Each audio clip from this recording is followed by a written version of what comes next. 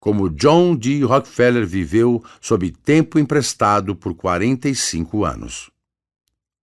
John D. Rockefeller, o pai, acumulou seu primeiro milhão aos 33 anos de idade e, aos 43, já havia construído o maior monopólio que o mundo já viu, a grande Standard Oil Company. Mas onde ele estava aos 43 anos? A preocupação o pegou aos 43 anos. A preocupação e a vida de alta tensão já tinham arruinado a sua saúde. Aos 53 anos, ele parecia uma múmia, disse John K. Winkler, um de seus biógrafos. Aos 53 anos, Rockefeller foi atacado por enfermidades digestivas místicas que causaram a queda dos seus cabelos e até dos cílios, exceto por uma camada fina nas sobrancelhas. A sua condição era tão séria, disse Winkler, que durante um tempo John D. teve que subsistir à base de leite humano.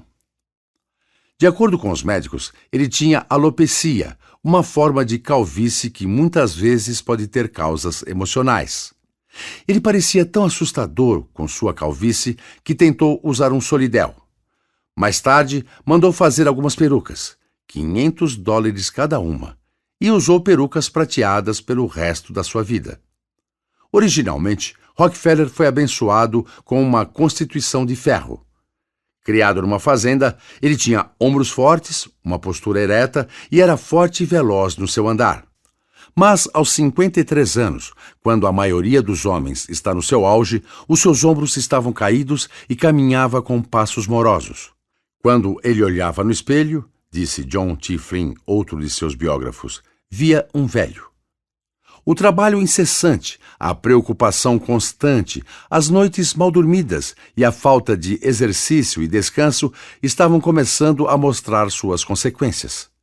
Ele era o homem mais rico do mundo, mas tinha que viver com uma dieta que até um pobre desprezaria. O seu salário na época era de $1 milhão por semana. Mais $2 por semana provavelmente pagariam pelo alimento que ele podia comer. Leite acidulado e algumas bolachas salgadas foi o que o médico prescreveu. A sua pele havia perdido a cor, parecia um velho pergaminho esticado por cima dos ossos. E nada a não ser os cuidados médicos, os melhores que o dinheiro podia comprar, o impediram de morrer aos 53 anos. Como é que preocupação, choque, pressão alta e a alta tensão da vida. Ele, literalmente, se conduziu à beira da morte. Mesmo aos 33 anos, Rockefeller já estava buscando o seu alvo com uma determinação incrível e, de acordo com aqueles que o conheciam, nada levantava o seu semblante a não ser notícias de uma boa pechincha. Quando tinha um lucro alto, fazia uma pequena dança de guerra, jogava o chapéu no chão e começava a dançar, mas se perdesse dinheiro, ele ficava doente. Certa vez, ele enviou uma carga de grãos que valia $40 mil pela região dos Grandes Lagos, sem seguro, porque o seguro custava muito, $150. Naquela noite, houve uma grande tempestade no lago Erie. Rockefeller estava tão preocupado de perder a sua carga que, quando o seu sócio, George Gardner, chegou ao seu escritório de manhã, encontrou John D. ali andando impacientemente de um lado para o outro. Vamos, ele insistiu. Vamos ver se a gente pode contratar o seguro agora, se não for muito tarde. Gardner correu à seguradora e contratou o seguro. Mas quando retornou ao escritório, ele viu que John D. estava num estado de nervos muito pior. Enquanto isso, chegou um telegrama. A carga havia chegado a salvo. Havia escapado da tempestade. Ele estava mais doente do que nunca agora, porque havia gastado $150. De fato, ele ficou tão doente por causa disso que teve que ir para casa e direto para a cama. Pense nisso. Naquele tempo, a sua empresa tinha um faturamento bruto de $500 mil por ano. Mas ele ficou tão doente por causa de $150 que foi parar na cama. Ele não tinha tempo para brincar, para recreação e para nada, exceto ganhar dinheiro e ensinar na escola dominical. Quando o seu sócio, George Gardner, comprou um iate usado com 3 outros amigos por $2.000, John Dee ficou perplexo e recusou-se a sair nele. Gardner o encontrou no escritório num sábado à tarde e implorou: "Venha, John, vamos velejar. Você vai se sentir melhor. Esqueça a empresa, divirta-se um pouco." Rockefeller o fitou. "George Gardner", ele avisou, "você é o homem mais extravagante que eu já conheci. Você está afetando o seu crédito com os bancos e o meu crédito também. Pelo que sei, você está arruinando a nossa empresa. Não, eu não vou no seu iate e nem quero vê-lo." E continuou a trabalhar no escritório durante toda a tarde de sábado. A mesma falta de humor, a mesma falta de perspectiva caracterizaram John Dee durante toda a sua carreira de negócios. Anos mais tarde ele disse: "Eu nunca coloquei a cabeça no travesseiro sem antes recordar que o meu sucesso podia ser apenas temporário." Com milhões sob o seu comando, ele nunca colocou a cabeça no travesseiro sem se preocupar sobre a sua fortuna. É por isso que a preocupação arruinou a sua saúde. Ele não tinha tempo para brincar ou para recreação. Nunca foi ao teatro, nunca jogou cartas e nunca foi a uma festa. Mark Hanna disse que o homem era louco por dinheiro. Ele era normal em outras áreas, mas era louco por dinheiro. Certa vez, Rockefeller confessou a um vizinho em Cleveland, Ohio, que queria ser amado, mas ele era tão frio e suspeitava tanto que poucas pessoas gostavam dele. Uma vez, Morgan hesitou em fazer negócios com ele. "Eu não gosto daquele homem", ele disse. "Eu não quero ter nada a ver com ele." O próprio irmão de Rockefeller o odiava tanto que removeu os corpos de suas crianças do túmulo da família. "Ninguém que tenha o meu sangue", ele disse, "irá descansar na terra controlada por John Dee." Os empregados e associados de Rockefeller tinham muito medo dele, e aqui está a parte irônica. Ele tinha medo deles. Medo de que eles conversassem fora do escritório e entregassem segredos. Ele tinha tão pouca fé na natureza humana que uma vez, quando assinou um contrato de 10 anos com um refinador independente, fez o homem prometer que não contaria a ninguém, nem mesmo a sua esposa. "Feche a boca e administre o seu negócio." Esse era o seu lema.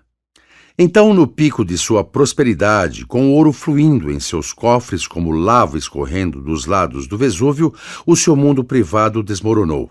Livros e artigos denunciaram a guerra do barão ladrão da Standard Oil Company. Vantagens secretas com rodovias, o esmagamento cruel de todos os concorrentes.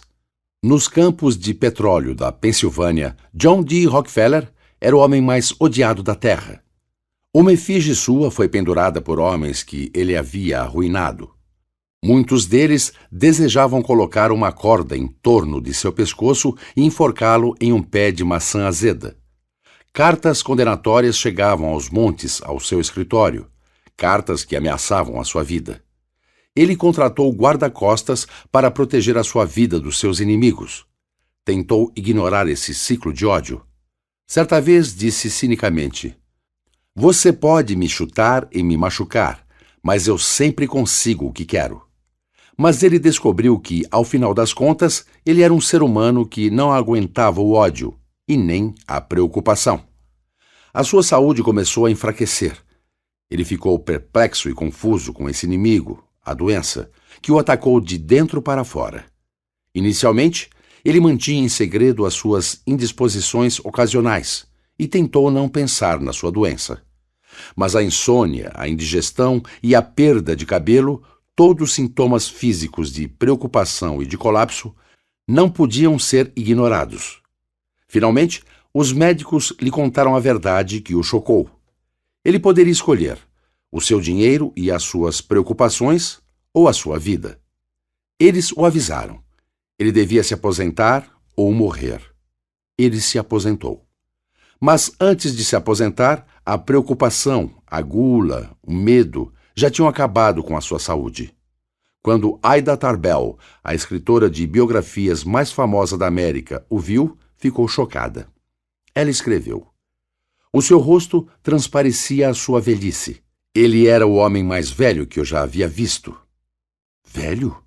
Bem, Rockefeller, na época, era muito mais novo do que o general MacArthur quando foi recapturado nas Filipinas. Mas ele estava fisicamente tão debilitado que Ida Tarbell teve pena dele. Na época, ela estava trabalhando naquele livro poderoso que condenou a Standard Oil e tudo o que a empresa significava. Ela certamente não tinha nenhum motivo para amar o homem que havia construído esse polvo. Mas ela disse que quando viu John D. Rockefeller ensinando na classe da escola dominical, olhando ao redor e analisando os rostos de todos aqueles ao seu redor, eu tive um sentimento inesperado e que o tempo intensificou. Eu sentia tanta pena dele. Eu não conheço nenhum companheiro tão terrível quanto o medo. Quando os médicos decidiram salvar a vida de Rockefeller, lhe deram 3 regras. 3 regras que ele observou, religiosamente, pelo resto de sua vida. Aqui estão elas. 1. Evite a preocupação. Nunca se preocupe sobre nada, sob quaisquer circunstâncias. 2. Relaxe e faça exercícios leves ao ar livre. 3. Cuidado com a sua dieta. Pare de comer enquanto você ainda sente um pouco de fome. John D. Rockefeller obedeceu estas regras, e elas provavelmente salvaram a sua vida. Ele se aposentou e aprendeu a jogar golfe. Começou a fazer jardinagem, conversar com os seus vizinhos, brincar, cantar. Mas fez outra coisa também. Durante os dias de tortura e noites de insônia, disse Winkler, John D. teve tempo para refletir. Ele começou a pensar nas outras pessoas. Parou de pensar pela primeira vez sobre quanto ele podia ganhar e começou a pensar quanto aquele dinheiro poderia comprar em termos de felicidade humana. Em resumo, Rockefeller começou a distribuir os seus milhões. Não era fácil, muitas vezes. Quando oferecia dinheiro para uma igreja, os púlpitos em todo o país clamavam que era dinheiro sujo. Mas ele continuou doando. Ele ficou sabendo sobre uma pequena faculdade à beira da falência, às margens do Lago Michigan, cuja hipoteca estava sendo executada. Ele socorreu e investiu milhões de dólares naquela faculdade e construiu a Universidade de Chicago, famosa mundialmente. Tentou ajudar os negros. Deu dinheiro às universidades negras como Tuskegee College, onde os fundos eram necessários para continuar o trabalho de George Washington Carver. Ele ajudou na luta contra os parasitas intestinais. Quando o Dr. Charles W. Stiles, especialista em solitária, disse 50 centavos em remédios curariam um homem dessa doença que devasta o Sul, mas quem dará 50 centavos? Rockefeller deu. Ele gastou milhões, erradicando o maior surto de solitária que já atingiu o Sul. E foi além. Estabeleceu uma grande fundação internacional, a Fundação Rockefeller, para lutar contra a doença e ignorância em todo o mundo. Eu falo com sentimento sobre esse trabalho porque eu devo a minha vida à Fundação Rockefeller. Como eu me lembro disso? Quando eu estava na China em 1932, a cólera corria solta em Pequim. Os camponeses chineses estavam morrendo como moscas. Mas no meio de todo esse terror, nós pudemos ir ao Rockefeller Medical College e fomos vacinados para nos proteger contra a praga. Chineses e estrangeiros foram vacinados, e foi a primeira vez que fiquei sabendo sobre o que os milhões de Rockefeller estavam fazendo pelo mundo. Nunca houve nada antes na história, nem remotamente, como a Fundação Rockefeller. É algo singular. Rockefeller sabia que em todo o mundo havia muitos movimentos inteligentes iniciados por homens de visão. Havia pesquisas, universidades eram fundadas, médicos que lutavam contra uma doença, mas esses trabalhos importantes tinham que parar por falta de fundos. Ele decidiu ajudar esses pioneiros da humanidade e não assumir o trabalho, mas dar-lhes dinheiro para que eles pudessem se ajudar.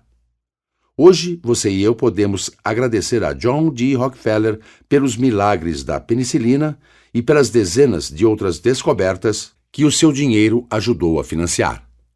Você pode agradecê-lo pelo fato de seus filhos não morrerem de meningite meningocócica uma doença que costumava matar 4 entre 5 pessoas.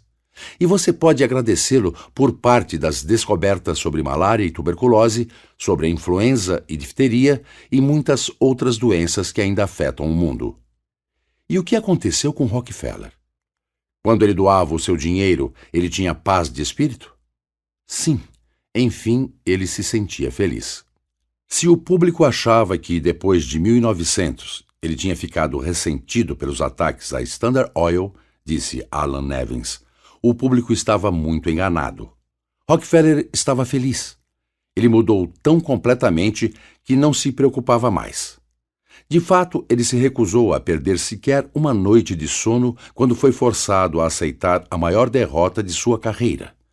A derrota veio quando a empresa que ele havia construído, a enorme Standard Oil, foi intimada a pagar a multa mais pesada da história.